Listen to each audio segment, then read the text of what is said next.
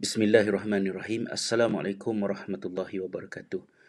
Beberapa tahun yang lalu, semasa saya menjalankan sedikit penyelidikan berkenaan dengan Imam Birgivi, saya ada menjalankan siri kuliah yang memetik isi kandungan daripada karya Imam Birgivi yang utama, iaitu At-Tariqah Al-Muhammadiyah. Salah satu daripada tajuk yang selalu saya ingat dan saya ambil sebagai teladan dan peringatan untuk diri saya sendiri adalah berkenaan dengan kecermatan Imam Birgivi dalam meneliti dan memantau tingkah laku hati kita dan kesannya kepada perbuatan seharian yang agak kurang ditemui di dalam karya-karya ilmuwan yang lain. Salah satu daripada topik yang dekat di hati saya dan selalu saya ingat berkenaan dengan apa yang saya sendiri pernah cakap adalah petikan daripada video yang ingin saya kongsikan bersama. Kita tonton pada kali ini. Imam Birgivi kata, walaupun kebersihan itu adalah penting bagi kita umat Islam, tetapi kebersihan itu mestilah berkhidmat kepada matlamat kebersihan itu. Kerana apabila kita lupa kepada tujuan kebersihan, kebersihan itu boleh menjadi punca kita melakukan maksiat.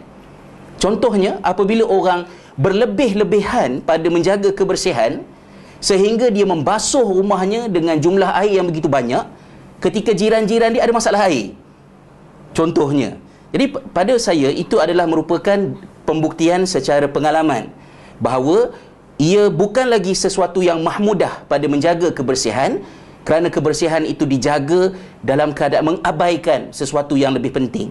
Kata Birgivi, kerana begitu mementingkan kebersihan, ada di kalangan kita yang berasa tidak selesa untuk solat di masjid yang ada ramai orang miskin semayang di dalamnya.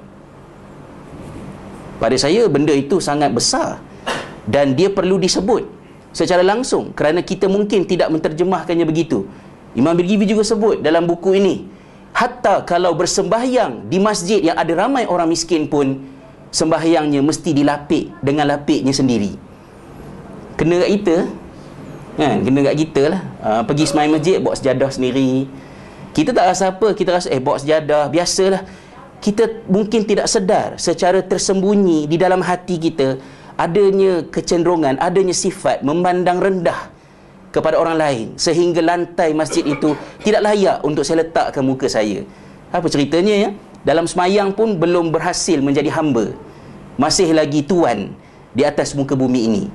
Jadi benda-benda itu ditegur oleh Imam Birgivi dalam buku ini, dan itulah yang saya kira saya nak memetiknya, bukanlah kulit ke kulit, ya, bukanlah huruf ke huruf, tetapi secara topikal, secara maudu'i, untuk dikongsikan bersama sedikit demi sedikit untuk renungan kita bersama, insya-Allah.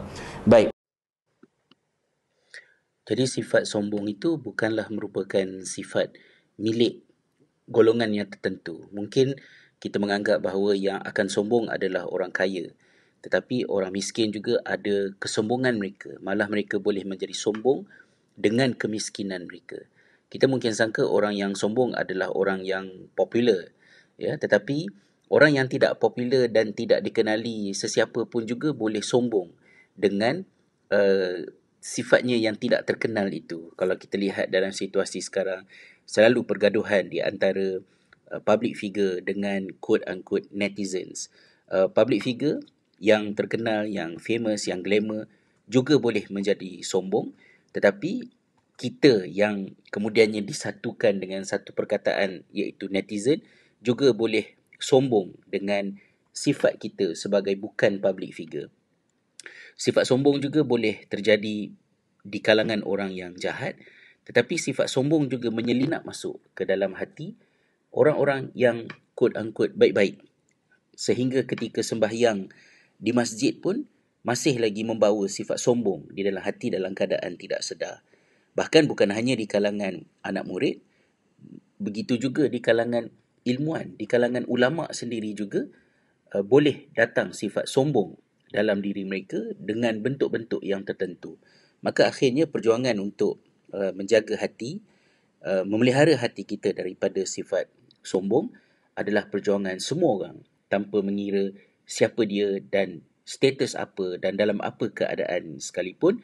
Dan kita beringat-ingat dengan pesanan Rasulullah SAW bahawa tidak akan masuk syurga seseorang di dalam hatinya ada walaupun sebesar zarah sifat al-kibr ataupun sifat sombong.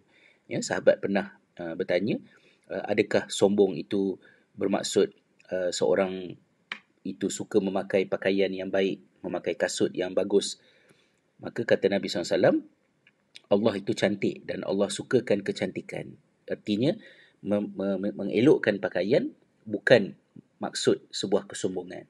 Tetapi kesombongan itu adalah memperlekehkan kebenaran dan memandang rendah kepada sesama manusia. Wallahu a'lam. Semoga bermanfaat. Assalamualaikum warahmatullahi wabarakatuh.